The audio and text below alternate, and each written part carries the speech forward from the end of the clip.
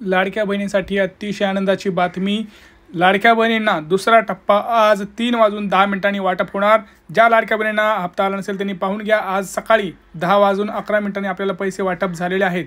तर ज्या लाडक्या बहिणींना अजून पैसे आलेले नाही त्यांनी कुणीही टेन्शन घेऊ नका, तुमचे सुद्धा पैसे आज दुपारी 3 वाजल्यापासून पुढे तुम्हाला येणार आहेत।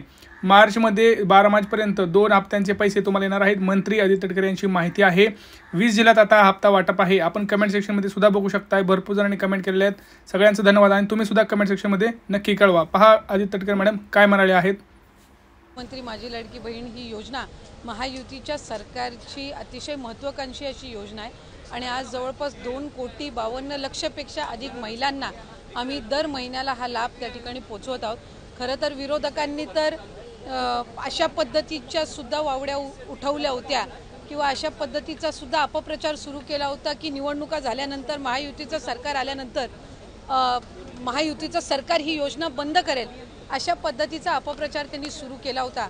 खरं तर त्या अपप्रचाराला कुठेही बळी पडू नये असं आम्ही सर्व लाडक्या बहिणींना आवाहन करत होतो आणि आज खऱ्या अर्थानं महायुतीच्या सरकारच्या वतीने आदरणीय अर्थ व नियोजन मंत्री उपमुख्यमंत्री अजितदादांनी आपला कारकिर्दीतला 11वा अर्थसंकल्प सादर करत असताना लाडक्या बहिणींच्यासाठी मुख्यमंत्री माझी लाडकी बहीण या योजनेसाठी जवळपास 36,000 कोटींची तरतूद ही त्यांनी यंदाच्या वर्षासाठी केलेली आहे आणि निश्चितपणाने ही करत असताना ही योजना कुठेही बंद होणार नाही। जो प्रचार विरोधकांकडून करण्यात आलेला होता की डिसेंबर महिन्यानंतर या योजनेचा लाभ मिळणार नाही, या उलट जानेवारी असेल त्याचबरोबर फेब्रुवारी आणि मार्च महिन्याचा एकत्रित असा लाभ याचं वितरण सुद्धा आम्ही 2 दिवसापूर्वीच सुरू केलेलं आहे आणि लाडक्या बहिणींच्या खात्यामध्ये फेब्रुवारी महिन्याचे 1500 हे त्या ठिकाणी 2 दिवसातच पोहोचलेले आहेत आणि मार्च महिन्याचे 1500 सुद्धा ते पोहोचवण्याचं काम सुद्धा प्रगतीपथावर आहे। त्याच्यामुळे ही योजना ही महायुतीच्या सरकारची महत्त्वाकांक्षी योजना जी मुख्यमंत्री देवेंद्रजी फडणवीस साहेब, उपमुख्यमंत्री एकनाथजी शिंदे साहेब आणि उपमुख्यमंत्री अजितदादा यांच्या नेतृत्वाखाली अशाच पद्धतीनं कार्यरत राहणार आहे आणि तेच आपल्याला आजच्या अर्थसंकल्पातून पाहायला मिळालं। स्पेसिफिक प्रश्न आहे की 1,500 रुपये की 2100 रुपये नेमकं महिलांना किती रुपये मिळणार आहेत या लाडकी बहीण योजनेच्या माध्यमातून? कारण विधानसभेपूर्वी आपला जो जाहीरनामा होता त्याच्यामध्ये 2100चा उल्लेख होता, त्यामुळे स्पेसिफिक प्रश्न मला आपल्याला आवर्जून त्यानिमित्ताने आणि आपल्या माध्यमातून सर्व आमच्या लाडक्या बहिणींना त्या ठिकाणी सांगायचे की राज्याचे मुख्यमंत्री देवेंद्रजी फडणवीस साहेब आणि आमचे दोन्हीही उपमुख्यमंत्री असतील, मंत्रिमंडळातील सर्व आम्ही त्या ठिकाणी मंत्री महोदय असो, आम्ही सगळ्यांनी सुरुवातीपासूनच ही योजना अधिकाधिक यशस्वी पद्धतीनं राबवण्याचा प्रयत्न हा केलेला आहे। पुढेही आम्ही त्याच पद्धतीनं हा प्रयत्न करत राहणार। 1500चा हप्ता हा महिलांच्या थेट खात्यामध्ये निवडणुकीच्या नंतर सुद्धा जवळपास 3 ते 4 हप्ते हे महिलांच्या खात्यामध्ये आज वितरित झालेले आहेत आणि त्याची प्रक्रिया सुरू आहे। अशाच पद्धतीने ही योजना पुढेही सुरू राहणार आहे।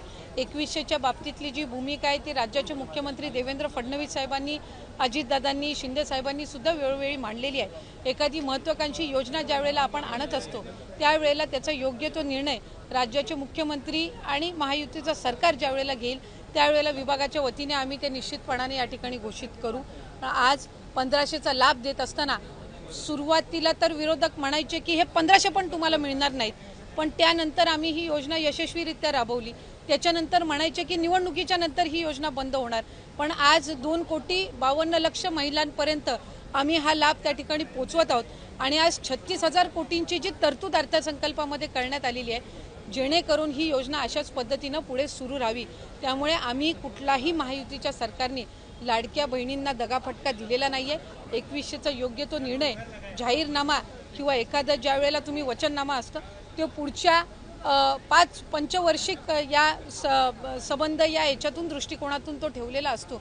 त्यामुळे त्या बाबतीतला योग्य तो निर्णय हा महायुतीचं सरकार हे निश्चितपणाने घेईल।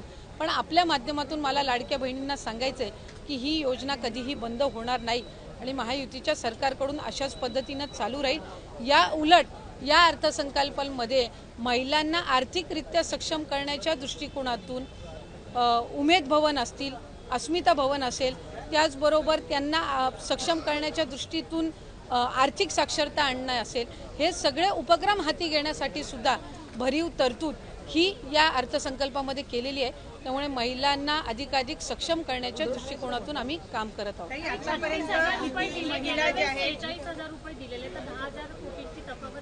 आपल्या माहितीसाठी मला सांगायचं आहे की मार्च महिन्यापर्यंतचा जो हप्ता आहे तो अर्थसंकल्पाच्या आधीच वितरित झालेला आहे आणि ही जी तरतूद आहे ही पुढच्या महिन्यांपर्यंत आहे। डिसेंबर महिन्यांमध्ये ज्या वेळेला ही जी केलेली तरतूद आहे या पलीकडे जर आपल्याला लाभासाठी तरतूद करावी लागली तर डिसेंबरच्या अधिवेशनामध्ये ती निश्चितपणाने करण्यात येईल। 36,000 कोटींची तरतूद जी आहे पहिले वर्षाचे 3 महिन्याची तरतूद ही आधीच उपलब्ध करून दिलेली आहे। आता राहिले तुमचे 9 महिने आणि मग त्याच्यानंतर डिसेंबरच्या अधिवेशनामध्ये जर पुढच्या 3 महिन्यासाठी लागली तर त्या पद्धतीने ती पुरवणी मागण्यांमध्ये केली जात असते। त्यामुळे या योजनेला यशस्वीरित्या राबवण्यासाठी जी काही तरतुदीची गरज आहे दर महिन्याच्या लाभाकरिता ती या अर्थसंकल्पामध्ये झालेली आहे। स्क्रुटिनी सुरू झाल्यापासून आतापर्यंत किती महिलांनी स्वतःहून सोडलेले आहेत किंवा किती महिलांना वगळण्यात आलेले आहे, त्याचबरोबर इतर ज्या योजना आहेत म्हणजे निराधार योजना असेल किंवा इतर योजना, या महिलांना या योजनेचा लाभ कशा पद्धतीने दिला जाणार? जे टोटल रजिस्ट्रेशन विभागाकडे झालेलं होतं ते साधारणपणे 2,63,00,000 असं होतं, पण हे जुलै ऑगस्ट महिन्यापासूनचं होतं आणि जुलै ऑगस्ट महिन्यापासूनच स्क्रुटिनीची जी प्रक्रिया आहे ती त्या ठिकाणी सुरू आहे आणि पात्र महिला ज्या आहेत, लाडक्या बहिणी ज्या आहेत त्या साधारणपणे 2,52,00,000 2,53,00,000 इतके त्या ठिकाणी असतात।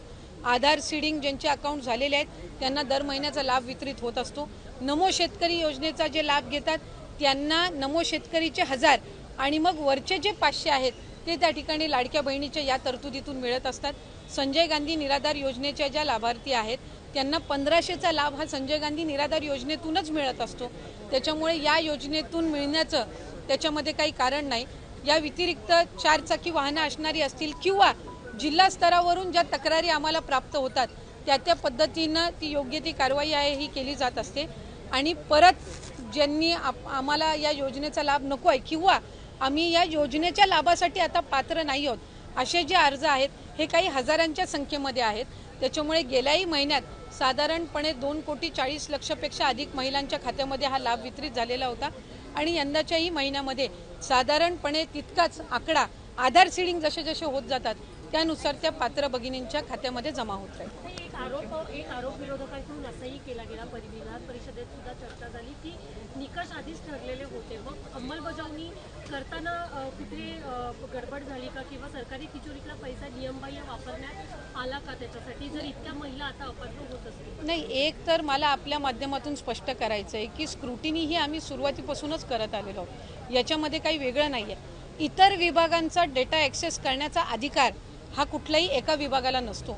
उदाहरणार्थ महिला व बालविकास विभाग आहे आणि आम्हाला जर कृषी विभागातल्या नमो शेतकरीचा जर डेटाचा ॲक्सेस असेल तर तो आम्ही परस्पर घेऊ शकत नाही, आम्हाला तो त्या विभागाकडूनच प्राप्त होणं हे अपेक्षित असतं।